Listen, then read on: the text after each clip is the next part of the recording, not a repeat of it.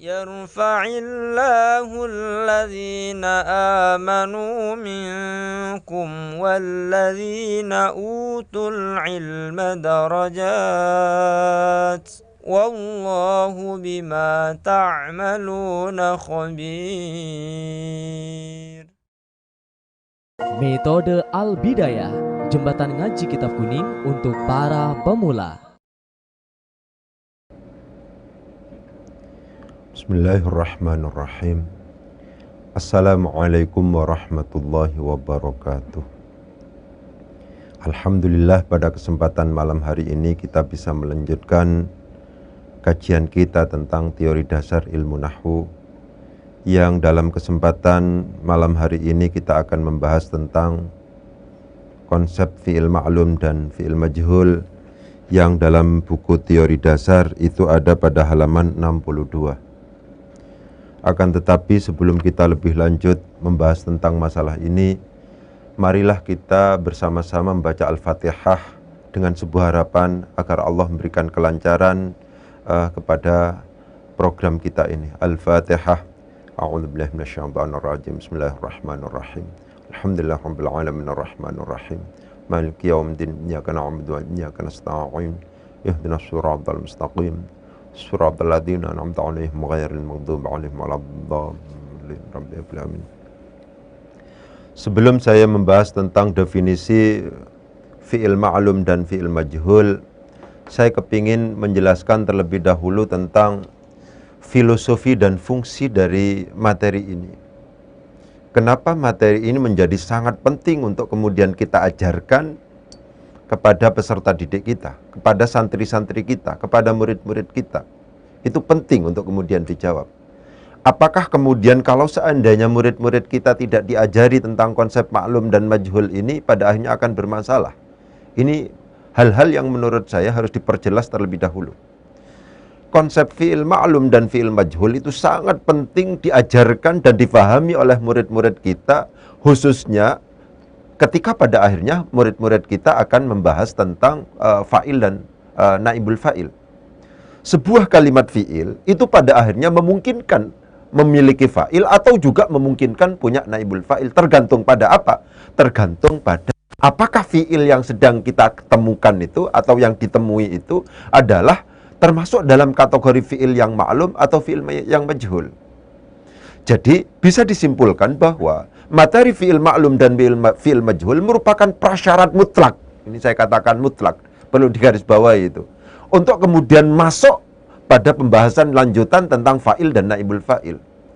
Murid-murid kita, peserta didik kita, kita anggap belum siap untuk membahas tentang bab fa'il dan bab naibul fa'il ketika konsep tentang fi'il ma'lum dan fi'il majhul belum dikuasai. Ini penting karena realitas yang terjadi di lapangan itu banyak sekali para guru yang kemudian kurang mendasari atau kurang sistematis dalam rangka mengajarkan materi-materi bahasa Arab, sehingga pada akhirnya murid-murid kita akan berkesimpulan bahwa yang namanya bahasa Arab atau yang namanya nahwu shorof itu menjadi sulit gitu ya. Kenapa? Karena materi prasyaratnya belum diajarkan, kita langsung masuk pada materi inti. Materi fa'il itu adalah materi inti. Materi naibul fa'il itu adalah materi inti. Materi prasyaratnya apa? Materi prasyaratnya adalah tentang bab fi'il ma'lum dan fi'il majhul. Ya, saya tegaskan berulang ada sekali lagi bahwa fi'il ma'lum dan fi'il majhul ini sangat penting untuk kemudian diajarkan kepada peserta didik kita, kepada murid-murid kita, untuk mendasari mereka ketika pada akhirnya harus masuk pada pembahasan yang namanya fa'il dan naibul fa'il. Isim yang dibaca rafa yang jatuh setelah fi'il memungkinkan untuk kemudian disebut sebagai fa'il dan juga memungkinkan untuk kemudian disebut sebagai naibul fa'il. Tergantung pada apa? Tergantung pada apakah status kalimat fi'ilnya termasuk dalam kategori fi'il ma'lum atau termasuk dalam kategori fi'il majhul. Ketika fi'ilnya termasuk dalam kategori fi'il ma'lum, maka isim yang dibaca rafa itu adalah atas nama fa'il. Ketika fi'ilnya itu adalah fi'il majhul, maka isim yang dibaca rafa yang jatuh sesudahnya itu atas nama naibul fa'il. Ini pentingnya. Jadi peserta didik kita tidak siap atau kurang siap untuk kemudian belajar tentang fa'il atau naibul fa'il sebelum peserta didik kita, sebelum murid-murid kita, sebelum santri kita itu menguasai dengan baik konsep tentang fi'il ma'lum dan fi'il majhul. Itu seperti itu, ya. Jadi apa yang kemudian disebut sebagai fi'il ma'lum itu? Nah, ini fi'il ada dua macam.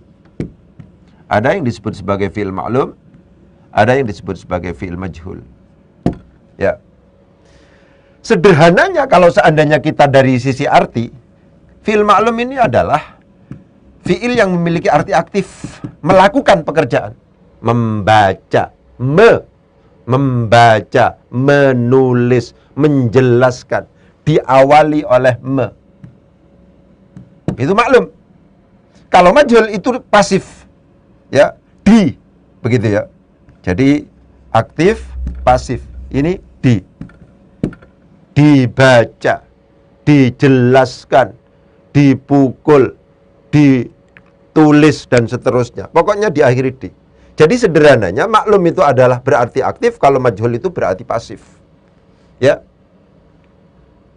Jadi perlu ditegaskan fi'il itu ada dua macam, fi'il maklum dan fi'il majhul. Konsep ini menjadi dasar bagi kita pada akhirnya untuk kemudian masuk pada kajian tentang bab fa'il dan bab naibul fa'il.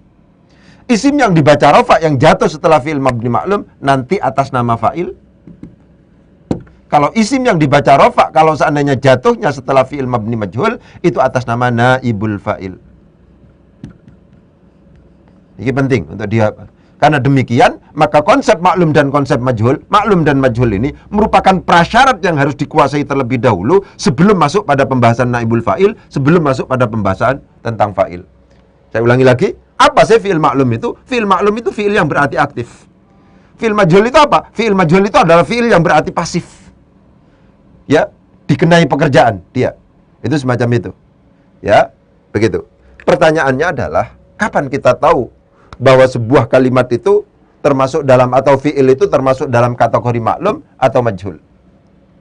Yang dijadikan sebagai standar untuk menentukan apakah sebuah kalimat itu termasuk, kalimat fi'il itu termasuk dalam kategori maklum atau majhul, standarnya adalah kaidah majhul. Ini ya, qaidatul majhul. Ini penting. Ya, ini yang harus hafal. Qaidatul majhul. Apa saja kaidahnya itu? Ada 3. Kalau di dalam buku dibedakan menjadi 3. Yang pertama itu adalah madhi mujarrad. Yang kedua itu adalah madhi mazid. Yang ketiga itu adalah fi'il mudhari. Gitu. Seperti itu. Ya. Bagaimana kalau madhi mujarrad? Kalau madhi mujarrad itu kaidahnya adalah dhamma di dhammah. Dhamma di dhammah. Awaluhu huruf awalnya, wa kusiro dan di kasroh, wa kusiro ma qoblal akhiri, wa kusiro ma qoblal akhiri. Dhamma awaluhu wa kusiro ma qoblal akhiri. Di dhammah huruf awalnya dan di kasroh huruf sebelum akhirnya. Itu kaidah untuk fi'il mujarradnya. Kalau seandainya madhi mazid, dhamma kullu mutaharrikin wa kusira ma qoblal akhiri. Kalau fi'il mudhari'nya adalah dhamma awaluhu wa futiha ma qoblal akhiri. Qoblal akhiri. Ya. Untuk mengetahui apakah sebuah kalimat fi'il itu adalah maklum sehingga secara arti dia harus kita artikan aktif, atau majhul sehingga secara arti harus diartikan pasif fi'il itu, bagaimana standarnya? Standarnya adalah menggunakan kaidah majhul. Apabila cara pelafatan sebuah kalimat fi'il itu adalah misalnya kalau fi'il madhi mujarrad mengikuti kaidah dhamma awaluhu wa kusira ma qoblal akhir. Kalau seandainya madhi mazid kok kemudian diikutkan pelafatannya itu adalah dhamma kullu mutaharrikin wa kusira ma qoblal akhir. Di dalam buku ini ada kaidahnya. Kalau seandainya fi'il mudhari itu diikutkan pada kaidah dhamma awwaluhu wa futiha ma qoblal akhir, kalau seandainya cara melafatkannya diikutkan pada kaidah ini, maka sebuah kalimat fi'il itu adalah disebut sebagai fi'il majhul. konsekuensi dari disebut sebagai fi'il majhul adalah secara arti dia harus diartikan pasif. Itu semacam itu. Secara arti harus diartikan pasif. Ketika kemudian cara pelafatannya tidak diikutkan pada kaidah ini, maka fi'il tersebut disebut sebagai fi'il maklum dan konsekuensinya adalah maka secara arti dia harus diikutkan, atau secara arti maka dia harus diartikan aktif atau melakukan pekerjaan. Itu semacam itu. Ya, bagaimana prakteknya? Misalnya ini. Kaf ta ba. Ini mau dibaca kataba ya silahkan. Kalau dibaca kutiba juga silahkan. Yes. Ya kan?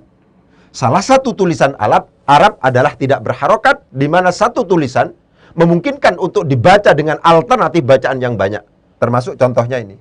Apakah kaf ta ba itu kemudian akan kita baca maklum atau akan kita tentukan sebagai fi'il maklum atau kita tentukan sebagai fi'il majhul? Tergantung bagaimana cara bacanya.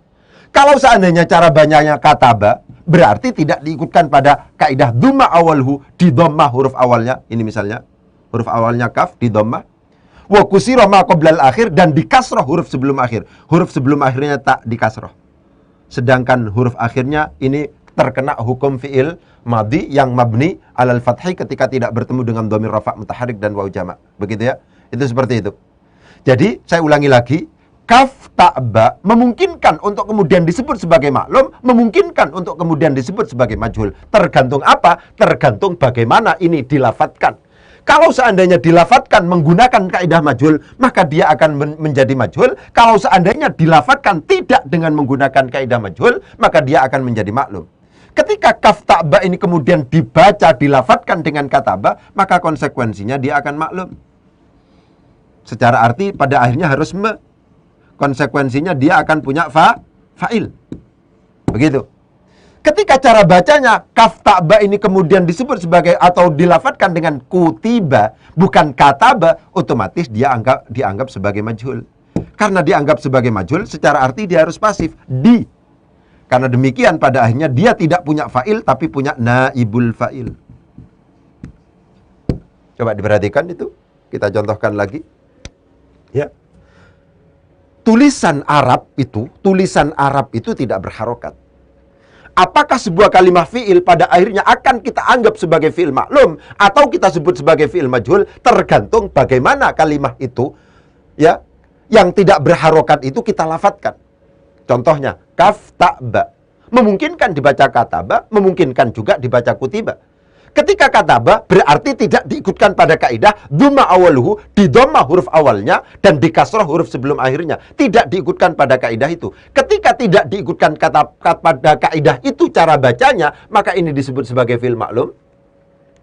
Otomatis mengartikannya itu harus berarti menulis, bukan ditulis. Dan konsekuensi nantinya dia harus butuh fa'il.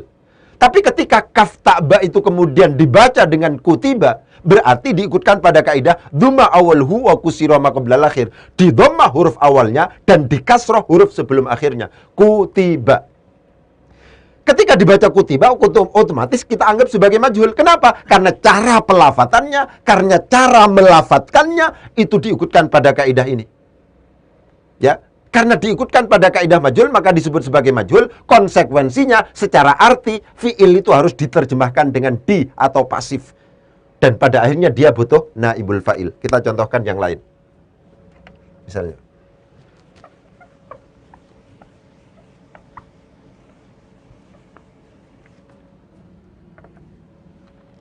Ini misalnya. Dot, ro, ba. Ini memungkinkan dibaca darabah. Memungkinkan juga dibaca duriba. Memungkinkan. Tulisannya sama. Ya kan? Karakter dari tulisan Arab tidak berharokat. Di mana satu tulisan memungkinkan untuk kemudian dibaca dengan alternatif bacaan yang banyak. Begitu. Dot, ro, ba. Apakah kemudian disebut sebagai fi'il maklum atau disebut sebagai fi'il majhul? Tergantung bagaimana ini dilafatkan. Kalau seandainya dot, ro, ba ini kemudian dilafatkan dengan doraba, tidak diikutkan pada kaidah dhamma awaluhu wa kusira ma qoblal akhir, huruf awalnya tidak di dhammah, huruf sebelum akhirnya tidak di kasroh, maka kemudian ini disebut sebagai fi'il maklum. Ini disebut sebagai fi'il maklum.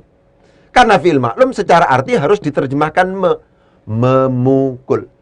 Konsekuensinya nanti dia butuh fa'il, bukan butuh naibul fa'il.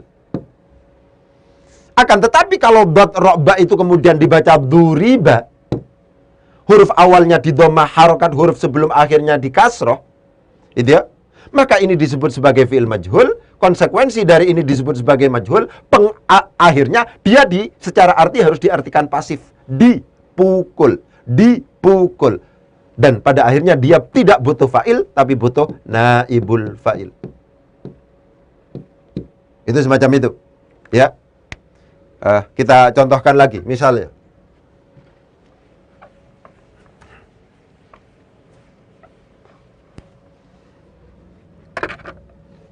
Kata-katanya adalah syaroha, shin roha. Shin roha ini lagi-lagi ini tidak berharokat kalau kita temukan di dalam kitab, memungkinkan pada akhirnya akan dibaca syaroha, memungkinkan juga dibaca syuriha. Begitu. Apakah shin roha ini kemudian dianggap sebagai fi'il ma'lum atau dianggap sebagai fi'il majhul, tergantung pada bagaimana cara melafatkannya. Kalau cara melafatkannya itu adalah dengan syaroha, tidak diikutkan pada kaidah dhamma awaluhu wa kusira ma qoblal akhir, maka ini disebut sebagai fi'il maklum. Ini disebut sebagai fi'il maklum. Karena disebut sebagai fi'il maklum, maka secara arti dia harus menunjukkan arti aktif, menjelaskan. Begitu, menjelaskan. Dan pada akhirnya konsekuensinya dia membutuhkan fa'il. Ketika kemudian cara baca shin roha ini dibaca syuriha, bukan syaroha, maka otomatis dia diikutkan pada kaidah dhamma awaluhu wa kusira ma qoblal akhir. Di dhamma huruf awalnya dan di kasrah huruf sebelum akhirnya. Sehingga secara arti dia dianggap sebagai fi'il majhul. Karena dianggap sebagai fi'il majhul artinya maka ya, dan konsekuensinya dia butuh naibul fa'il. Itu semacam itu. Oke?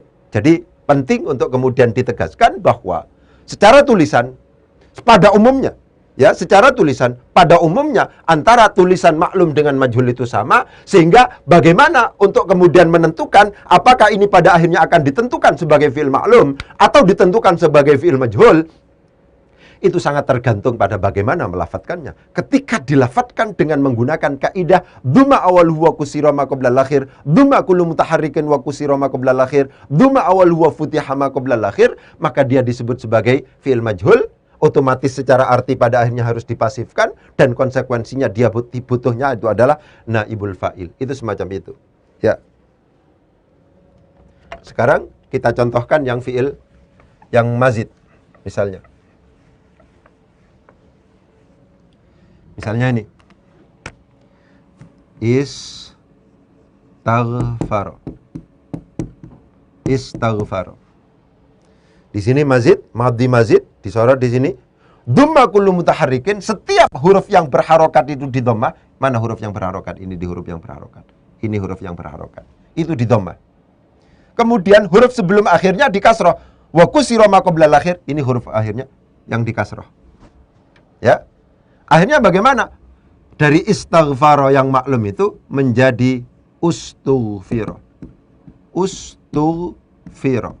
Ra ini adalah huruf akhir. Huruf akhir itu harus selalu dibaca fathah karena kebetulan tidak bertemu dengan dhamir rafa' mutaharrik. Ya. Ini setiap huruf yang berharokat itu di dhammah. Ini huruf sebelum akhirnya di kasrah, gitu. Sehingga istaghfara menjadi ustughfira. Istaghfara karena tidak diikutkan pada kaidah majhul, maka ini disebut sebagai fi'il ma'lum, meminta ampun, ya artinya ustughfira karena cara bacanya diikutkan pada kaidah dhamma kullu mutaharrikin, setiap huruf yang berharokat itu di dhammah, misalnya wa kusira ma qoblal akhir, dan huruf sebelum akhirnya di kasrah, akhirnya istaghfara menjadi ustughfira. Kalau ini maklum, ini disebut sebagai majhul. Ketika maklum konsekuensi artinya maka dia berarti aktif dan dia butuh fa'il. Kalau seandainya majhul konsekuensinya dia berarti pasif, otomatis dan dia butuh naibul fa'il. Itu begitu. Ya. Itu. Kalau seandainya kita contohkan lagi, misalnya yang mudhari' sekarang. Ya, kaf, ta, ba. Mau dibaca apa ini? Silahkan. Apakah pada akhirnya mau dianggap sebagai maklum atau dianggap majhul? Tulisan ya, kaf, ta, ba ini memungkinkan. Ketika cara bacanya itu adalah dengan yaktubu, ya, itu beda dengan ketika cara bacanya dibaca yuktabu. Begitu. Ketika yaktubu itu dibaca biasa, tidak diikutkan pada kaidah dhamma awalhu, di dhamma huruf awalnya, wa futiha, yang membedakan antara fi'il madhi dan fi'il mudhari'. Kalau di sini wa kusiro, ini wa kusiro, kalau ini wa futiha. Dan di fathah, harokat huruf sebelum akhir. Ini di fathah. Nah, ini di fathah, di dhamma. Ya. Ketika ya kaf ta ba ini memungkinkan pada akhirnya fi'il mudhari' ini memungkinkan untuk kemudian kita anggap sebagai fi'il maklum, memungkinkan juga kita anggap sebagai fi'il majhul. Tergantung pada apa? Tergantung bagaimana cara melafatkannya. Kalau seandainya kita lafatkan ini dengan yaktubu, tidak diikutkan pada kaidah dhamma awal huwa futiha ma qabla al-akhir, maka ini dianggap sebagai fi'il maklum. Karena fi'il maklum konsekuensinya secara arti dia harus dia aktif. Dan otomatis nanti butuh yang namanya fa'il. Ketika cara baca ya kaf ta ba ini dengan yuktabu, dibaca dengan yuktabu, dilafatkan dengan yuktabu, maka pada akhirnya dia disebut sebagai fi'il majhul.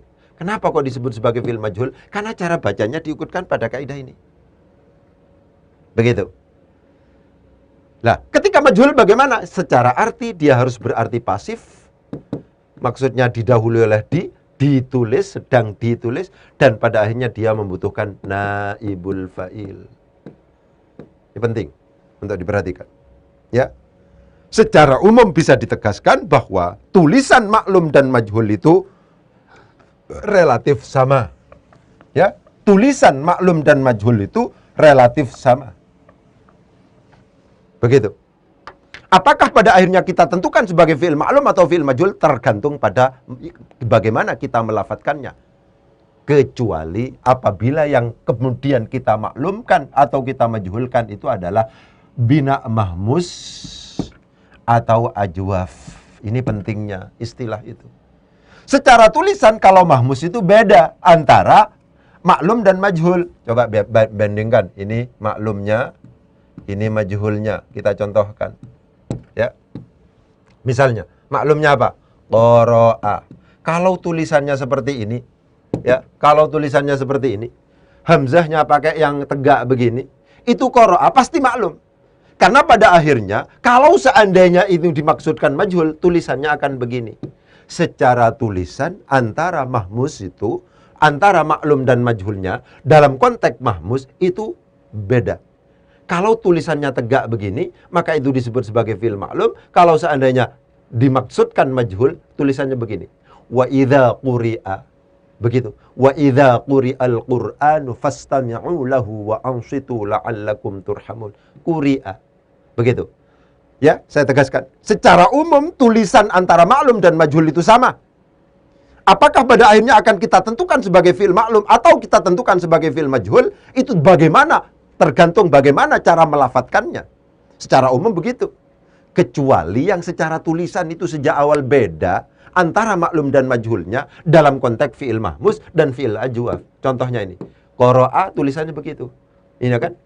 Kalau seandainya kita contohkan lagi, sorot sini ya. Sa'ala. Ini mesti maklum ini. Sa'ala itu mesti maklum begitu. Karena kalau majhulnya tulisannya begini. Su'ila. Su'ila. Sa'ala tulisannya begini, su'ila tulisannya lain. Ya. Jadi kalau seandainya kita menemukan fi'il mahmus, kecenderungannya ya ketika mahmus ini seperti ini, coba ini diperhatikan. Qara'a dengan quri'a beda tulisan, antara maklum dan majhul beda. Sa'ala dengan su'ila, sa'ala tulisan tegak, su'ila tulisannya seperti ini. Itu beda, ya. Jadi secara umum tulisan maklum dan majhul itu sama. Bagaimana untuk menentukan maklum dan majhul? Bagaimana cara melafatkannya? Kecuali apabila yang maklum dan majhul itu adalah mahmus, ada hamzahnya di situ. Ketika ada hamzahnya, maka antara maklum dan majhul tulisannya beda. Qara'a tulisan begini, kalau majhulnya seperti ini. Sa'ala tulisannya begini, kalau su'ila, kalau seandainya majhul tulisannya begini. Kalau seperti ini tidak usah dilafatkan, ini mesti maklum. Ini mesti maklum. Ya. Ini mesti maklum. Ajwaf. Es. Ini mesti maklum. Ini. Qala. Ini mesti maklum. Karena kalau seandainya majhul, tulisannya tidak begitu. Tapi qila. Beda. Nggak usah dilafatkan kalau ini. Secara tulisan sudah beda. Ajwaf itu antara maklum dan majhulnya, itu beda sudah.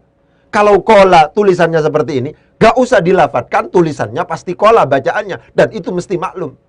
Konsekuensinya secara arti dia berarti aktif dan pada akhirnya dia membutuhkan fa'il. Kalau qila, ini secara arti dikatakan. Ya, secara arti begini. Qila, dikatakan, qala, mengatakan.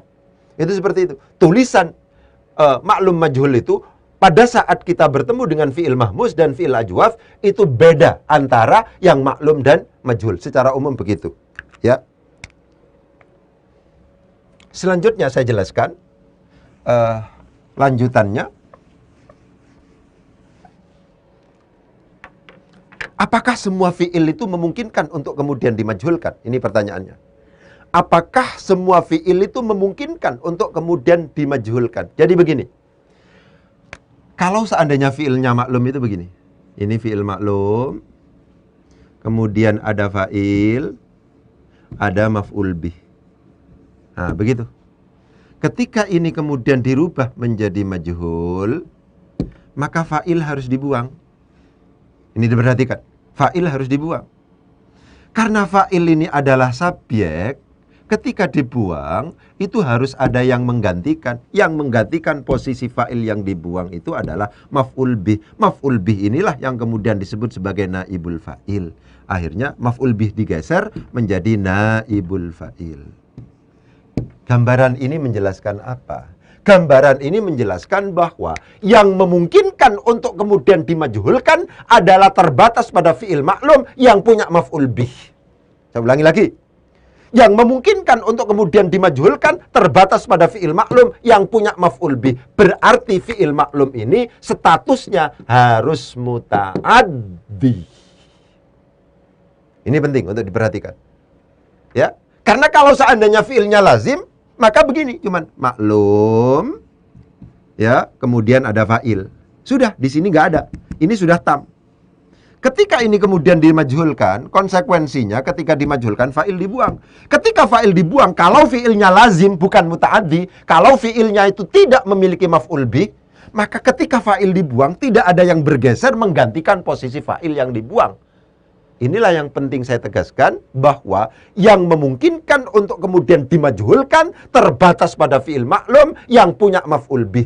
Sedangkan ketika fi'il maklum tidak memiliki maf'ul bih, pada dasarnya, konsep dasarnya tidak memungkinkan untuk dimajhulkan. Kenapa? Karena konsekuensi dari dimajhulkannya fi'il maklum adalah adanya pembuangan fa'il. Fa'il statusnya sebagai subjek. Subjek ketika dibuang harus ada yang menggantikan. Karena tidak memungkinkan sebuah kalimat, jumlah dalam bahasa Indonesianya kalimat, karena tidak memungkinkan sebuah kalimat itu tidak ada subjeknya, tidak ada fa'ilnya. Ketika fa'ilnya itu dibuang akibat dari dimajhulkannya sebuah kalimat fi'il, maka maf'ul bih bergeser menjadi naibul fa'il. Itu semacam itu. Saya contohkan. Ini skemanya, ya. Saya contohkan sekarang. Misalnya, kataba Muhammadun ad-darsa. Kataba. Maklum. Muhammadun. Jadi fa'il. Ad-darsa. Jadi maf'ul bih.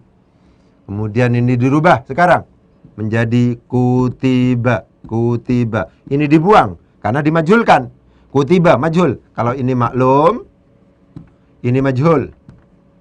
Ini majhul. Ketika dimajhulkan ini dibuang. Ini fa'il. Fa'il itu subjek, gak mungkin gak ada subjeknya itu. Ketika subjeknya harus dibuang, maka ini bergeser. Nah, Ad-darsa yang awalnya ad-darsa kemudian menjadi naibul fa'il sehingga dibaca rofa menjadi kutiba ad-darsu. Kalau ini kataba Muhammad menulis surat, kalau ini kutiba ad-darsu, surat itu telah ditulis. Begitu ya. Ini nun fa, naibul fa'il. Itu semacam itu. Ya. Jadi saya tegaskan yang memungkinkan pada akhirnya untuk kemudian dimajhulkan itu hanya terbatas fi'il yang punya maf'ul bih. Karena dampak dari dimajhulkannya sebuah kalimat fi'il maklum itu adalah fa'ilnya dibuang. Fa'il adalah subjek statusnya. Subjek tidak bisa tidak harus ada dalam sebuah kalimat. Ketika dibuang harus ada yang bergeser. Yang bergeser, yang menggantikan itu harus ada. Yang menggeser, yang menggantikan itu adalah maf'ul bih. Menjadi bermasalah ketika fi'il itu tidak punya maf'ul bih. Karena tidak ada yang digeser. Itu semacam itu. Inilah yang pada akhirnya menyimpulkan, mengarahkan kita pada sebuah kesimpulan bahwa yang memungkinkan untuk dimajhulkan terbatas pada fi'il yang muta'addi. Sekarang saya lanjutkan. Fi'il muta'addi itu nanti itu. Ini kaitannya. Ini fi'il muta'addi kepada satu maf'ul. Begitu. Ini fa'il. Kemudian maf'ul bih pertama. Ini maf'ul bih pertama ya. Kemudian ada juga fi'il, fa'il, maf'ul bih pertama. Kemudian maf'ul bih kedua. Fi'il, fa'il. Kemudian maf'ul bih pertama dilengkapkan aja ya, maf'ul bih. Ya, maf'ul bih pertama, kemudian maf'ul bih kedua, ada maf'ul bih ketiga. Begitu. Ini dia ketika fa'il dibuang, ini bergeser ke sini. Ketika fa'il buang, ini maf'ul bih kedua ya. Maf'ul bih kedua, ini bergeser ke sini. Jadi, apa yang kepingin saya tegaskan di sini? Ketika kemudian fi'ilnya itu butuh pada satu maf'ul, maka maf'ul bihnya menjadi tidak ada. Ya, saya ulangi lagi. Ketika fi'il itu butuh hanya pada satu maf'ul, ketika maf'ul bihnya digeser menjadi naibul fa'il, fa'ilnya dibuang karena dampak dari fi'il dimajhulkan, maka jumlah fi'liyah itu menjadi tidak memiliki maf'ul bih. Begitu. Tapi ketika fi'il itu butuh dua maf'ul, berarti susunannya adalah fi'il, fa'il, maf'ul bih awal, maf'ul bih dua. Ketika kemudian ini digeser ke sini, ini dibuang, ini dimajhulkan, fa'ilnya dibuang, maka fi'il itu atau jumlah itu tetap memiliki maf'ul bih, digeser menjadi maf'ul bih pertama. Maf'ul bih kedua digeser menjadi maf'ul bih kedua. Saya contohkan misalnya. Ini saya kepingin memberikan kesan bahwa tidak semua fi'il majhul tidak memiliki maf'ul bih. Ada fi'il majhul yang tetap memiliki maf'ul bih. Misalnya sama memberi nama siapa Muhammadun, Muhammad misalnya. Sama memberi nama siapa Muhammadun, Muhammad misalnya. Kitabahu misalnya, atau waladahu misalnya. Waladahu akan anaknya, maf'ul bih pertama ini. Memberi nama Ahmada, maf'ul bih kedua. Ya. Ketika ini dirubah menjadi summiya, summiya ya, ini dibuang, ini langsung jadikan naibul fa'il. Summiya waladuhu ay waladu Muhammad. Naibul fa'il di sini Ahmada, jadi maf'ul bih di sini. Ini awalnya maf'ul bih pertama, maf'ul bih kedua, ini bergeser menjadi naibul fa'il, ini bergeser menjadi maf'ul bih pertama. Pun juga demikian ketika ceritanya ketika maf'ul bih atau fi'il muta'addi kepada tiga maf'ul. Begitu ya. Jadi sebagai kesimpulan begini. Konsep maklum majhul ini sangat penting. Tidak bisa tidak harus kita ajarkan. Ya. Karena ini akan menjadi dasar bagi murid-murid kita untuk kemudian masuk kepada pembahasan tentang fa'il dan naibul fa'il. Murid-murid kita tidak memungkinkan dan kita anggap tidak siap kalau seandainya masih belum mau belajar fa'il dan naibul fa'il ketika belum menguasai tentang fi'il maklum dan fi'il majhul. Ya.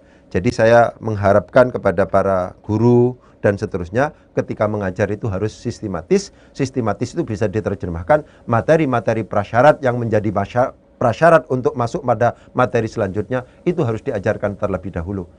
Materi fi'il maklum dan fi'il majhul itu merupakan materi prasyarat masuk pada fi'il, untuk masuk pada pembahasan fa'il dan naibul fa'il. Mungkin itu yang bisa saya sampaikan, kurang lebihnya mohon maaf. Wabillahi taufiq wal hidayah. Assalamualaikum warahmatullahi wabarakatuh.